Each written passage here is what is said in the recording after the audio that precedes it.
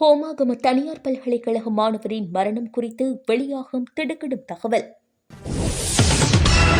சட்டத்தின் முன் சகலரும் சமம், 10 வருடங்களின் பின்னர் மண்டியிட்ட மஹிந்த. வெளிநாட்டில் வாழும் இலங்கையர்களுக்கு விடுக்கப்பட்டுள்ள முக்கிய அவசர அறிவிப்பு. தொடர் சோகம், ஆற்றில் படகு கவிழ்ந்து விபத்து, 10 பேர் பலி, 22 பேர் காயம், பலர் மாயம். வவுனியாவில் மருந்தகத்திற்கு முன்பாக நிறுத்தி வைக்கப்பட்டிருந்த துவிச்சக்கர வண்டி திருட்டு, வெளியான சிசிடிவி காட்சிகள், மக்களின் உதவியை கோரும் போலீசார்.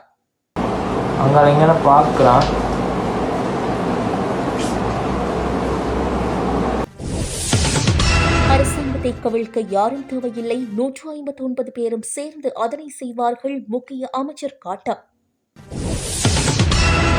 24 மணித்தியாலங்களில் 200 இலக்குகள், மிக மோசமான தாக்குதல்களை நடத்தி வரும் இஸ்ரேல். ஜூன் மாதம் இறுதி வரை பெட்ரோலுக்கு தட்டுப்பாடு ஏற்படாது, இலங்கை பெட்ரோலிய கூட்டுத்தாபனம் மக்களுக்காக அறிவிப்பு.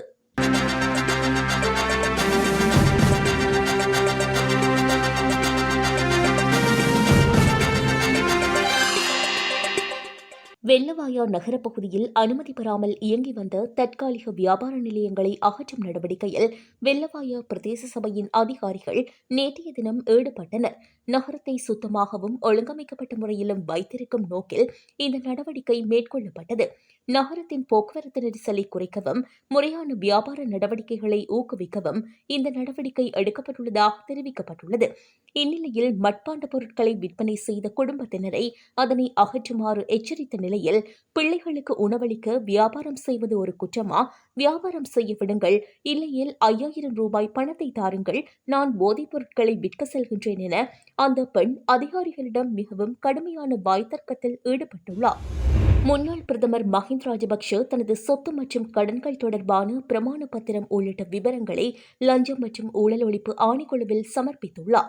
2010 தொடக்கம் 2015 ஆண்டு காலப்பகுதியில் ஆரம்பிக்கப்பட்ட விசாரணை ஒன்றிற்கு அமைவாக தனது சொத்து விவரங்களை சத்திய கடதாசி மூலம் சமர்ப்பிக்குமாறு லஞ்ச ஊழல் விசாரணை ஆணைக்குழு மஹிந்த ராஜபக்ஷவுக்கு எழுத்து மூலம் அறிவித்திருந்தது. லஞ்சம் மற்றும் ஊழல் ஒழிப்பு ஆணைக்குழுவின் தலைவர் ரங்கதிசநாயக்க இந்த கடிதத்தை சமர்ப்பிக்க வேண்டும் என்று குறிப்பிட்டிருந்தார். ஆனால் இந்த 10 வருடங்களில் மஹிந்த ராஜபக்ஷ 10 வருடங்களாக அதனை இழுபறியில் நிலையில் வைத்திருந்துள்ளார். ஆனால் அனுர ஆட்சியில் கடந்த 10ஆம் திகதி தனது சொத்து விவரங்களை சமர்ப்பித்துள்ளார். இது தொடர்பான விடயங்கள் விரைவில் வெளிவரும் என எதிர்பார்க்கப்படுகின்றது. ஹோமாகம பகுதியில் உள்ள விருந்தகம் ஒன்றில் தனியார் பல்கலைக்கழக மாணவர்கள் குழுவினர் நடத்திய விருந்துபசாரத்தின் போது ஏற்பட்ட மோதலில் மாணவர் ஒருவர் உயிரிழந்த சம்பவம் தொடர்பில் விசாரணைகளில் பல தகவல்கள் வெளியாகியுள்ளன. தாக்குதலால் ஏற்பட்ட உயிருக்கு ஆபத்தான காயங்கள் எதுவும் உடலில் இல்லை என்று அறிக்கையில் கூறப்பட்டுள்ளதாக காவல்துறை தெரிவித்துள்ளது. அதன்படி மேலதிக விசாரணைக்காக உடலம் பிரேத பரிசோதனைக்காக அதிகாரியிடம் ஒப்படைக்கப்பட்டுள்ளது. புத்தாண்டு கொண்டாட்டத்தை தொடர்ந்து அந்த பல்கலைக்கழகத்தை சேர்ந்த மாணவர்கள் குழு ஒன்று சம்பந்தப்பட்ட விழா மண்டபத்திற்கு வந்து விருந்து நடத்தியதாக தெரிவிக்கப்பட்டுள்ளது. விருந்தின் போது ஏற்பட்ட வாக்குவாதம் 2 மாணவர் குழுக்களுக்கு இடையே மோதலாக மாறியுள்ளது. மேலும் இந்த மோதலுக்கு இடையில் சிக்கிய ஒரு மாணவர் அங்கேயே உயிரிழந்துள்ளார். மோதலின் போது நடந்த தாக்குதலே மரணத்திற்கு காரணம் என ஆரம்பகட்ட விசாரணைகள் தெரிவித்த போதிலும் அந்த மரணம் தாக்குதலால் தான் ஏற்பட்டது என்பதை மேலதிக விசாரணைகள் திட்டவட்டமாக உறுதிப்படுத்தவில்லை என்று காவல்துறை தெரிவித்துள்ளது. சம்பவ இடத்தில் இருந்த சிசிடிவி கேமராக்களை ஆய்வு செய்த போதும் கைது செய்யப்பட்ட மாணவர்களிடம் விசாரணை நடத்திய போதும் வேறு பல உண்மைகள் தெரியவந்துள்ளதாக காவல்துறை கூறியுள்ளது. அதன்படி விருந்தின் போது அந்த இடத்தில் இருந்த பல மாணவிகள் கழிவறைக்கு சென்றிருந்தனர். அவர்களை தொடர்ந்து மற்றொரு மாணவியும் சென்றிருந்ததாக தெரிவிக்கப்படுகின்றது. குறித்த மாணவிகள் வந்து சேர தாமதமானதால் வேறு பல மாணவர்கள் சம்பவ இடத்திற்கு சென்றிருந்தனர். அப்போதுதான் மோதல் வெடித்ததாக காவல்துறை தெரிவித்துள்ளது. மேலும் சம்பவ இடத்தில் உள்ள நீச்சல் குளத்திற்கு அருகே உயிரிழந்த மாணவர் கீழே விழுவது சிசிடிவி காட்சிகளில் பதிவாகியுள்ளதாக காவல்துறை தெரிவித்துள்ளது. உயிரிழந்தவர் ஹிரிப்பட்டிய நிக்கடலு போத்தவை சேர்ந்த ஜசித் சத்துக்க என்ற 19 வயது மாணவர் ஆவார். இதற்கிடையில் மோதலில் காயமடைந்த மற்றொரு மாணவர் தற்போது மருத்துவமனையில் சிகிச்சை பெற்று வருகின்றார். எதிர்வரும் ஏப்ரல் 15, 16 மற்றும் 17ஆம் திகதிகளில் அனைத்து அரசாங்க அலுவலகங்களும் வழமை போன்று திறந்திருக்கும் என பொது நிர்வாக, உள்நாட்டு அலுவல்கள், மாகாண சபைகள் மற்றும் உள்ளூராட்சி அமைச்சு அறிவித்துள்ளது. குறித்த திகதிகளில் அரச ஊழியர்களுக்கு இணைய வழியில் பணியாற்றுவதற்கு முன்னதாக திட்டமிடப்பட்டிருந்தது. பொதுமக்களுக்கான சேவைகளை வினைத்திறனாகவும் தடையின்றியும் வழங்குவதை உறுதிப்படுத்தும் நோக்கில் முன்னைய தீர்மானத்தை மாற்றி அனைத்து அலுவலகங்களையும் வழமை போல் திறக்க தீர்மானிக்கப்பட்டுள்ளது. இந்தியாவின் உத்தரப்பிரதேச மாநிலம் பிருந்தாவன் யமுனை ஆற்றில் நேற்று பஞ்சாபை சேர்ந்த 37 சுற்றுலா பயணிகளை ஏற்றிச் சென்ற படகு மிதவை பாலத்தில் மோதி ஆற்றில் கவிழ்ந்தது. இதைக் கண்டு அங்கிருந்தவர்கள் 2 படகுகளில் விரைந்து சென்று தண்ணீரில் தத்தளித்தவர்களை மீட்கும் பணியில் ஈடுபட்டனர். அதில் பாதிக்கும் மேற்பட்டோர் பத்திரமாக மீட்கப்பட்டனர். ஆனாலும் இந்த விபத்தில் 10 பேர் பரிதாபமாக பலியாகியுள்ளனர். 22 பேர் காயமடைந்து மேலும் 5 பேர் காணாமல் போயுள்ளனர் என மாவட்ட நிர்வாக அதிகாரிகள் தெரிவித்துள்ளனர். இந்நிலையில் பிருந்தாவன் படகு விபத்தின் வீடியோ தற்போது வெளியாகி பார்ப்போரை பதைக்க வைக்கின்றது. வவுனியா கொரவப்பட்டானை வீதியில் அமைந்துள்ள பள்ளிவாசலுக்கு முன்பாக உள்ள மருந்தகம் ஒன்றில் முன்னால் நிறுத்தி வைக்கப்பட்டிருந்த துவிச்சக்கர வண்டியொன்று திருடப்பட்டுள்ளது. இளைஞர் ஒருவர் தனது துவிச்சக்கர வண்டியை மருந்தகத்திற்கு முன்பாக நிறுத்திவிட்டு அருகில் உள்ள வர்த்தக நிலையத்திற்கு சென்றுள்ளார். இதனை அவதானித்த மர்ம நபர் ஒருவர் மிக குறுகிய நேரத்திற்குள் துவிச்சக்கர வண்டியை திருடிச் சென்றுள்ளார். இந்த திருட்டு சம்பவம் தொடர்பான முழுமையான காட்சிகள் அங்கிருந்த சிசிடிவி கேமராவில் பதிவாகியுள்ளது. தற்போது அந்த வீடியோ காட்சிகள் பகிரங்கப்படுத்தப்பட்டுள்ளன. சிசிடிவி காட்சிகளின் அடிப்படையில் திருட்டில் ஈடுபட்ட நபரை அடையாளம் காணக்கூடியவர்கள் அல்லது இதுகுறித்து ஏதேனும் தகவல்களை அறிந்தவர்கள் உடனடியாக வவுனியா போலீசாருக்கு அல்லது அருகிலுள்ள போலீஸ் நிலையத்திற்கு தகவல் வழங்குமாறு கோரப்பட்டுள்ளனர்.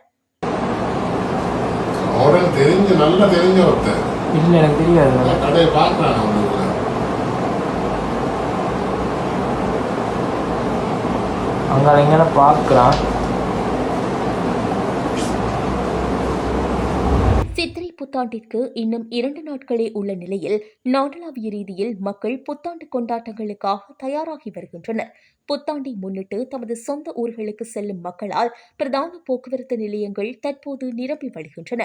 குறிப்பாக கொழும்பு பிரதான பேருந்து நிலையங்கள், கோட்டை தொடருந்து நிலையம் மற்றும் மாகம்புர பன்முக போக்குவரத்து மத்திய நிலையம் ஆகியவற்றில் மக்கள் கூட்டம் அலைமோதுவதாக எமது செய்தியாளர்கள் தெரிவிக்கின்றனர்.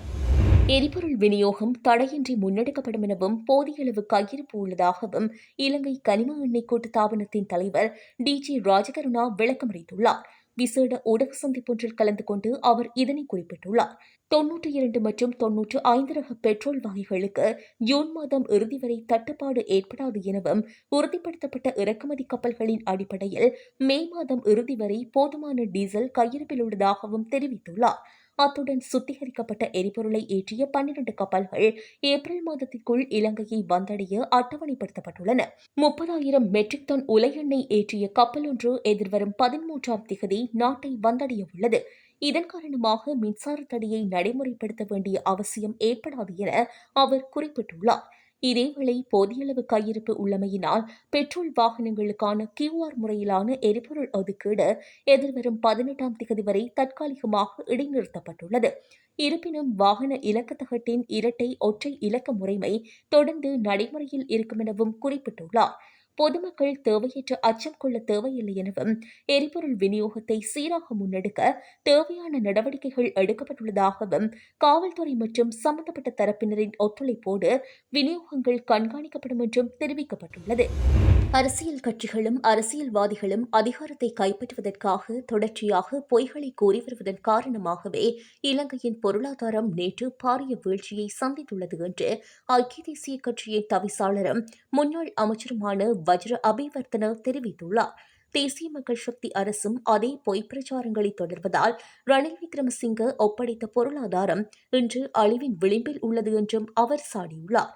கொழும்பில் உள்ள ரணில் விக்ரமசிங்கவின் அரசியல் அலுவலகத்தில் கடந்த வெள்ளிக்கிழமை நடைபெற்ற ஊடகவியலாளர் மாநாட்டிலேயே அவர் இவ்வாறு குறிப்பிட்டுள்ளார். அங்கு அவர் மேலும் உரையாற்றுகையில், இலங்கை வரலாற்றில் அதிகளவு பொய்ப் பிரச்சாரங்களை முன்னெடுத்த அரசாக தற்போதைய ஆட்சி மாறியுள்ளது.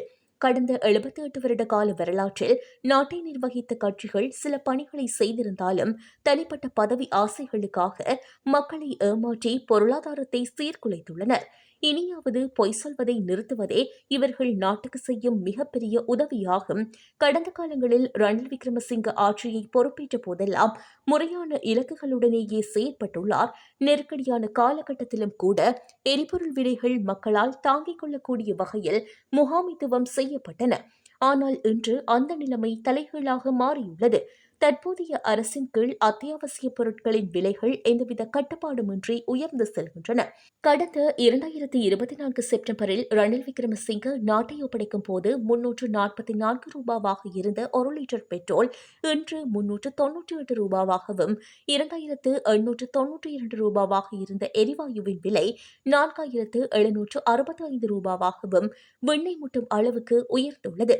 அரசியல்வாதிகள் தொடர்ந்தும் பொய்களை கூறி நாட்டை நிர்வகித்தால் இலங்கை மீண்டும் ஒரு காலனித்துவ நாடாக மாறுவதை தவிர்க்க முடியாது. அரசின் திட்டமிடப்படாத மற்றும் பொய்களை அடிப்படையாக கொண்ட இந்த பயணத்தால் மிக விரைவில் இந்த ஆட்சி பாரிய பொருளாதார சரிவை சந்திக்கும் என்றும் வஜிர அபேவர்த்தன எச்சரிக்கை விடுத்துள்ளார். இலங்கை இத்தாலி இடையில் உரிமங்களை பரஸ்பரம் அங்கீகரிப்பது தொடர்பான இருதரப்பு ஒப்பந்தத்திற்கமைய சாரதி அனுமதி பத்திர மாற்றத்திற்கான விண்ணப்பங்கள் நேற்று முதல் ஏற்றுக்கொள்ளப்பட்டுள்ளதாக அறிவிக்கப்பட்டுள்ளது. சாரதி அனுமதி பத்திர மாற்றத்திற்கான அதிகளவான கோரிக்கைகள் வரும் என எதிர்பார்க்கப்படுவதால் ஏப்ரல் 10 மற்றும் 15 ஆகிய திகதிகள் இதற்காக விசேடமாக ஒதுக்கப்பட்டுள்ளன. இந்த 2 நாட்களில் ரோமில் உள்ள இலங்கை தூதரகத்தின் தூதரக பிரிவு சாரதி அனுமதி பத்திர விண்ணப்பங்களை மட்டுமே கையாளும் என குறிப்பிடப்படுகின்றது. ஏனைய அனைத்து தூதரக சேவைகளும் இந்த 2 தினங்களில் அவசர தேவைகளுக்காக மட்டுமே மட்டுப்படுத்தப்படும். விண்ணப்பங்களின் கோரிக்கையை திறம்பட நிர்வகிக்கும் நோக்கில் இந்த தற்காலிக ஏற்பாடு செய்யப்பட்டுள்ளதாக தூதரகம் அறிவித்துள்ளது.